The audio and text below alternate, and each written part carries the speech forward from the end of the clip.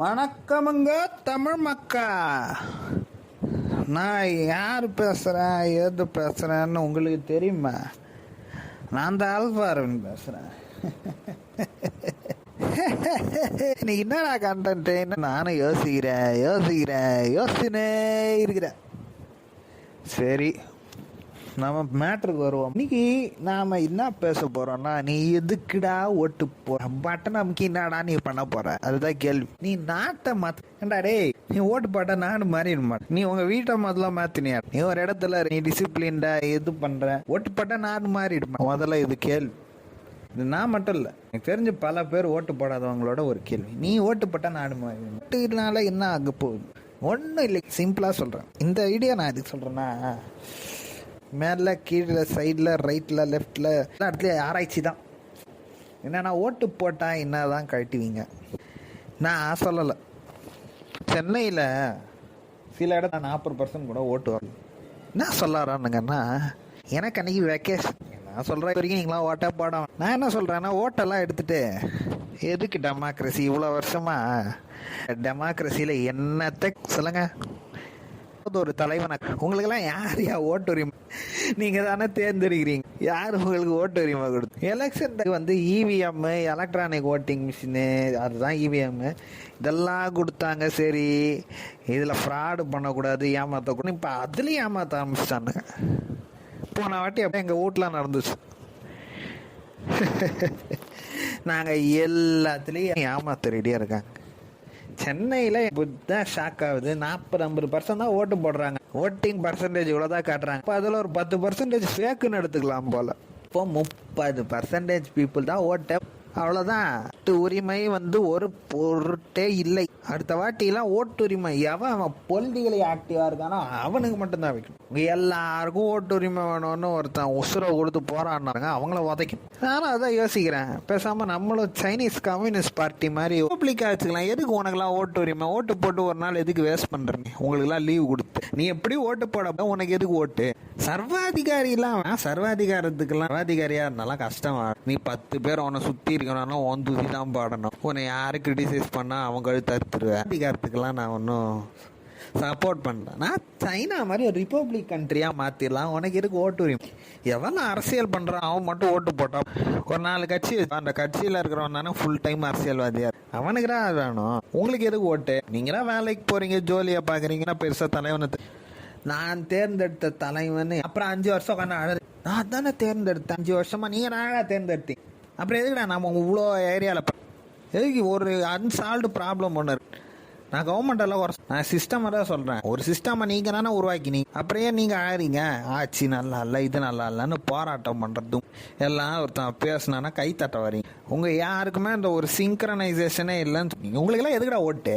ஓட்டு உரிமைங்கிறது உங்களுக்குலாம் கஷ்டமாக ஈஸியாக போச்சு. எல்லாம் 18 வயசான ஓட்டு. அது சில பேர்லாம் எல்லாம் ஓட்டும் போட மாட்டானுங்க. நோட்டா குத்துறது தப்பா? நோட்டா குத்துறது எவன்டா தப்பு? எனக்கு இங்கே இருக்கிறவன் யாரும் எப்படி, அதனால நான் ஓட்டு போடலை.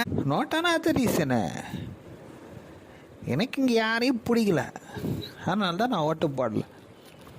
நோட்டாக்கு பவர் கொடுக்காம வச்சுருக்கீங்க. நோட்டா மெஜாரிட்டி வந்துச்சுன்னா அந்த ஏரியாவில் அந்த எலெக்ஷனை திருப்பி வைக்கிற மாதிரி ஒரு சட்டம் கொண்டு வர மாட்டானுங்க, சோம்பேறிங்க பசங்க.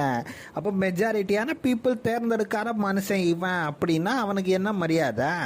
50% கூட இல்லாமல் 48%, 47% ஜெயிக்கிறான். இவன் 39, 38, 10%, 1%. இந்த ஓட்டிங் எலெக்ஷனே ஒரு ஜோக்கா போச்சுல்ல. மனிதனுக்கும் ஒருமித்த கருத்து இல்லாத ஒரு எல்லாரும் போற்றப்படுபவன் தான் தலை. ஒரு ஓட்டு 100 ஓட்டுல ஜெயிச்சுட்டு வா, நீ என்ன பண்ணுவேன்? அடுத்து எம்எல்ஏ ஆயிட்டு நீ மற்ற கவுன்சிலரை கரெக்ட் அந்த மாதிரி தானே பாருங்க. இந்த பாட்காஸ்ட்ல ஒரு அரசியல் கத்தி எவனை பத்தி இதுல எவனாச்சு, நான் இந்தியான்னு கூட சொல்லலை, நான் ஜெனரிக்கா உலகத்தை பற்றி சொல்லிடுறேன். என் மேலே ஏதாவது தப்புன்னு பேச நாங்களே உனக்கு அடிப்பேன். கருத்தால் பேச. வேறு ஏதாவது கண்டம்ட்டு கிம்டம்ட்டுன்னு என்கிட்ட வந்தீங்கன்னா நான் திட்டுவேன். எனக்கு காண்டு எலெக்ஷனுக்கு ஓட்டு போடுறவங்க நடத்துகிற கமிஷன் அது அவங்க கடமை. ஆனால் எலெக்ஷன் ஓட்டு போடுறவங்க ஒரு ப்ராப்பராக ஓட்டு போட மாட்டேன். ஏதாவது ஒரு மாதிரி தப்பாக திரும்பி பண்ணிட்டு ஏதாவது ஆல்ஃபா அரவிந்த் தவறு செய்து வைட்டா இந்த மாதிரி ஏதாவது 10 வீடியோ ரிலீஸ் பண்ணிட்டு அதுக்கு திரும்பி 4 வீடியோ நானே போடுவேன். எனக்கு உங்க மேல இருக்கிற ஆதங்க எதுக்கு இவ்வளவு நேரம் வைத்து நான் அரசியல் நினைக்க போறேன் கேட்டா அதை பத்தி நீங்க கேட்கிற கேள்வியே தவறு. நீங்க எல்லாம் கேட்க உங்களுக்கு அதுக்கு உரிமையும் கிடையாது. தனிப்பட்ட விருப்பத்தை பற்றி தான் தெரிஞ்சுக்கோ. என்னன்னா ஓட்டு ஒழுங்கா போட உங்களுக்கு எல்லாம் எதுக்கு எலெக்ஷன்? எதுக்குடா எலெக்ஷனு? உங்களுக்காக நான் எடிட்டே பண்ணாம பாட்காஸ்ட் பண்ணிட்டு இருக்கேன். உட்காந்து 10 எடிட் பண்ணி ரெக்கார்டிங் பண்ணினா பாட்காஸ்ட்னா அன்ஃபில்டர்டா இருக்கணும். நாச்சுன்னு மூஞ்சில வந்து தெரிக்கணும் பாயிண்ட்ஸ். எதுக்கு ஓட்டு போடுறீங்கன்னே தெரியாம ஓட்டு போட்டுட்டு இருக்கீங்க. எதுக்குடா ஓட்டு போடுறீங்க இப்படி தப்பு? அந்த ஓட்டு போட்டு நல்ல மெஜாரிட்டி வந்தா அது வேணா நீங்க சொல்லுங்க. உங்களுக்கு இந்த ஏரியால கேண்டிடேட்டே பிடிக்கல, எந்த கேண்டிடேட்டும் நீங்க வந்து போராட்டம் பண்ணுங்க, பாய்காட் பண்ணுங்க. எங்களுக்கு இந்த கேண்டிடேட் தான், அவன் இண்டிபெண்டன்ட் தான் நிக்கிற அளவுக்கு அவனுக்கு தைரியம் வரமா. நீங்க தான் மேடம் சப்போர்ட் பண்ணணும், நீங்க தான் சார் சப்போர்ட் பண்ணணும். நான் இப்ப கூட சாருக்கு முன்னாடி மேடத்தை தான் முன்னாடி கொண்டு. என்ன ரீசன்?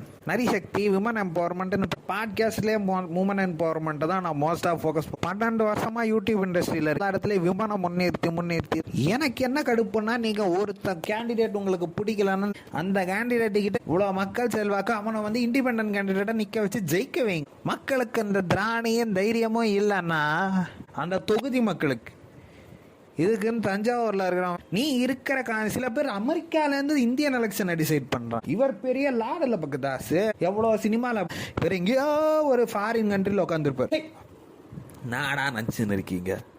நீங்கெல்லாம் எப்படா டிசைட் பண்ணலாம் அந்த ஒரு கேண்டிடேட் இவங்க நிக்கணும்? அந்த ஏரியால இருக்கிற மக்களுக்கு தெரியாதா? அந்த ஏரியால இருக்கிற மக்கள் ஒண்ணு கூடி அவங்கிட்ட போய் பேசணும்.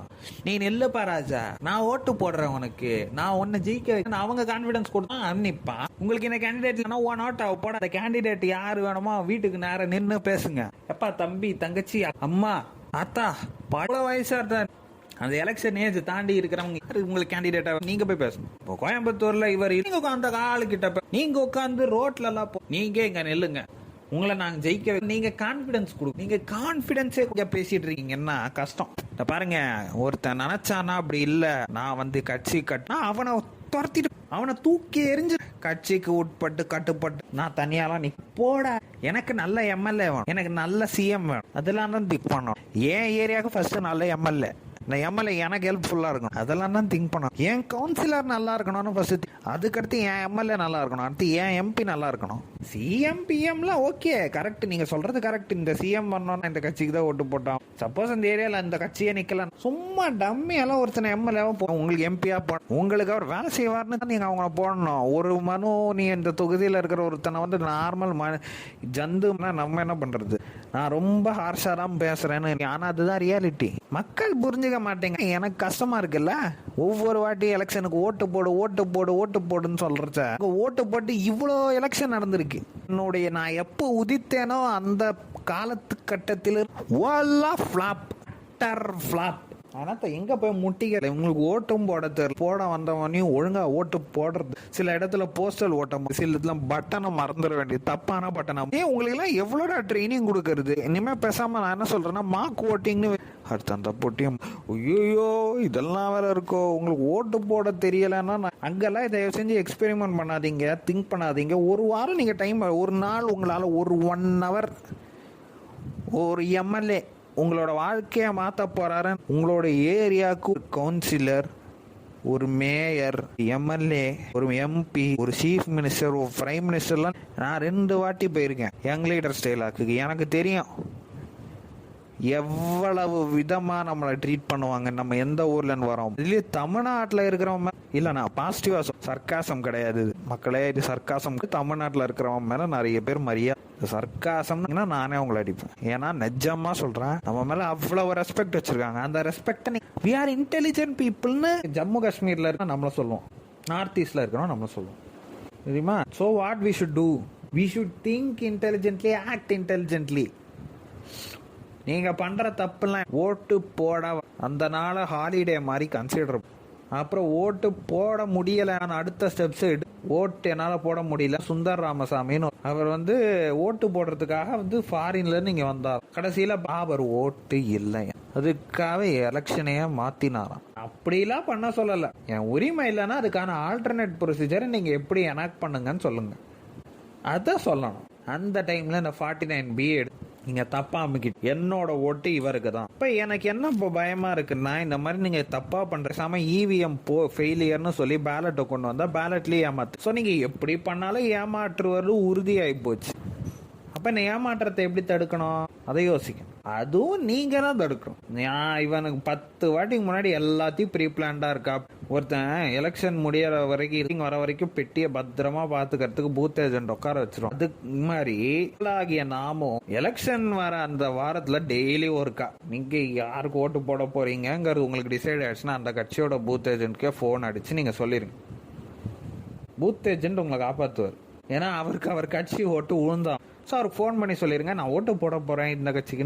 அதுவும் சூசகமா ஹிண்ட்லாம் ஓட்டு போட எனக்கு இது பண்ணுங்க. இந்த சும்மா நம்ம பேசுறது, நானே பேசி பேசி தான் வளர்றேன். அதுவும் உங்க தயவால. அதனால நான் சொல்றது என்னன்னா, செஞ்சு நீங்க நல்ல ப்ராப்பர் சொல்யூஷன்ஸ் எலெக்ஷனை பெரிய பொருட்டான். ஏன்னா நான் ஏன் சொல்றேன்னா, இந்த மாதிரி நீங்க திரும்பவும் இந்த வாட்டி எலெக்ஷன்ல ஒரு 60% மேல இருந்ததுன்னா அன்னையிலேருந்து இந்த ஆல்பா அரவிந்த் ஆரம்பிச்சிடும். இந்தியாவை எப்படி பீப்புள்ஸ் ரிப்பப்ளிக் ஆஃப் சைனா மாதிரி பிஆர்ஐன்னு நான் கொண்டு வந்துருவேன்.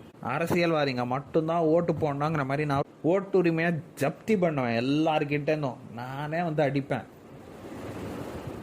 எனக்கு அவ்வளோ ஆத்திரங்கள். ஏன்னா ஒரு ஓட்டை உங்களுக்குலாம் கஷ்டப்பட்டு அவ்வளோ பேர் போராடி கடைசியில் நான் வெக்கேஷன் நான் ஓட்டு போட.